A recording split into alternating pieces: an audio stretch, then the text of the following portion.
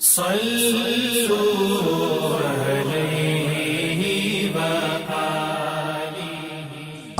صلی اللہ علیہ وآلہ وسلم پر وحی کا ابتدائی دور اچھے سچے پاکیزہ خوابوں سے شروع ہوا۔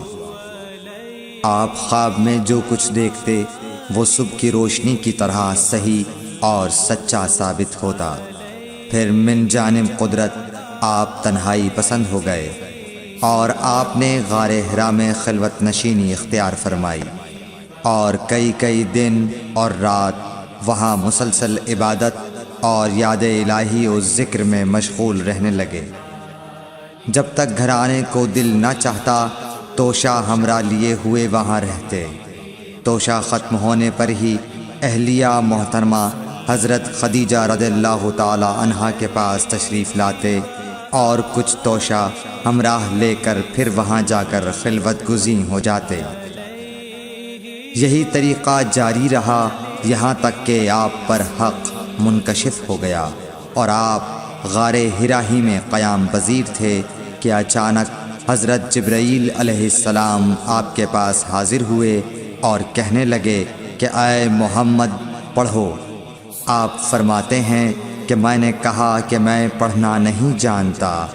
آپ صلی اللہ علیہ وسلم فرماتے ہیں کہ فرشتے نے مجھے پکڑ کر اتنے زور سے بھینچا کہ میری طاقت جواب دے گئی۔ پھر مجھے چھوڑ کر کہا پڑھو۔ میں نے پھر وہی جواب دیا کہ میں پڑھا ہوا نہیں ہوں۔ اس فرشتے نے مجھ کو نہایت ہی زور سے بھینچا کہ مجھ کو سخت تکلیف محسوس ہوئی۔ پھر اس نے کہا کہ پڑھ۔ میں نے کہا میں پڑھا ہوا نہیں ہوں۔ فرشتے نے تیسری بار مجھ کو پکڑا اور تیسری مرتبہ پھر مجھ کو بھینچا۔ پھر مجھے چھوڑ دیا اور کہنے لگا کہ پڑھو اپنے رب کے نام کی مدد سے جس نے پیدا کیا اور انسان کو خون کی پھٹکی سے بنایا۔ پڑھو اور آپ کا رب بہت ہی مہربانیاں کرنے والا ہے۔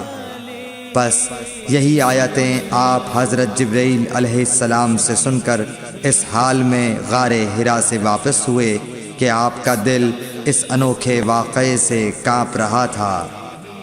آپ حضرت خدیجہ کے ہاں تشریف لائے اور فرمایا کہ مجھے کمبل اوڑھا دو، مجھے کمبل اوڑھا دو۔ لوگوں نے آپ کو کمبل اوڑھا دیا۔ جب آپ کا ڈر جاتا رہا تو آپ نے اپنی زوجہ محترمہ حضرت خدیجہ رضی اللہ تعالی عنہا کو تفصیل کے ساتھ یہ واقعہ سنایا اور فرمانے لگے کہ مجھ کو اب اپنی جان کا خوف ہو گیا ہے۔ آپ کی اہلیہ محترمہ حضرت خدیجہ رضی اللہ تعالی عنہا نے آپ کی ڈھارس بندھائی اور کہا کہ آپ کا خیال صحیح نہیں ہے۔ اللہ کی قسم آپ کو اللہ کبھی رسوا نہیں کرے گا۔ آپ تو اخلاق فاضلہ کے مالک ہیں۔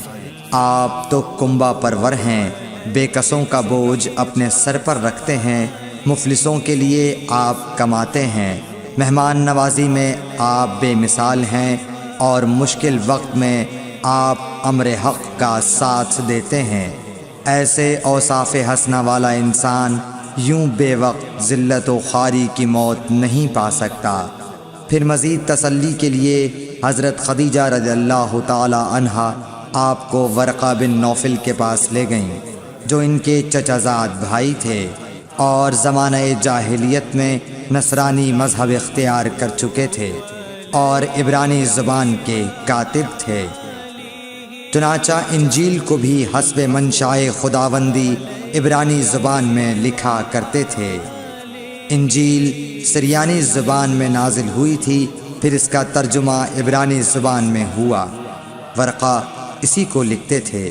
وہ بہت بوڑھے ہو گئے تھے، یہاں تک کہ ان کی بینائی بھی رخصت ہو چکی تھی۔ حضرت خدیجہ رضی اللہ تعالی عنہا نے ان کے سامنے آپ کے حالات بیان کیے اور کہا کہ اے چچا زاد بھائی، اپنے بھتیجے محمد صلی اللہ علیہ وسلم کی زبانی ذرا ان کی کیفیت سن لیجئے۔ وہ بولے کہ بھتیجے آپ نے جو کچھ دیکھا ہے اس کی تفصیل سناؤ۔ چنانچہ آپ صلی اللہ علیہ وآلہ وسلم نے از اول تا آخر پورا واقعہ سنایا، جسے سن کر ورقہ بے اختیار ہو کر بول اٹھے کہ یہ تو وہی ناموس معزز رازدان فرشتہ ہے جسے اللہ نے حضرت موسیٰ علیہ السلام پر وحی دے کر بھیجا تھا۔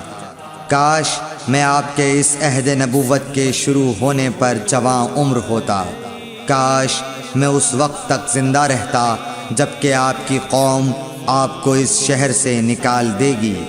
رسول کریم صلی اللہ علیہ وآلہ وسلم نے یہ سن کر تعجب سے پوچھا کہ کیا وہ لوگ مجھ کو نکال دیں گے، حالانکہ میں تو ان میں صادق و امین و مقبول ہوں۔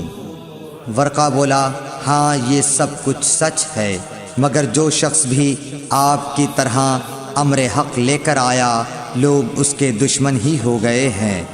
اگر مجھے آپ کی نبوت کا وہ زمانہ مل جائے تو میں آپ کی پوری مدد کروں گا، مگر ورقہ کچھ دنوں کے بعد انتقال کر گئے، پھر کچھ عرصے تک وحی کی آمد موقوف رہی۔ صحیح بخاری حدیث نمبر 3۔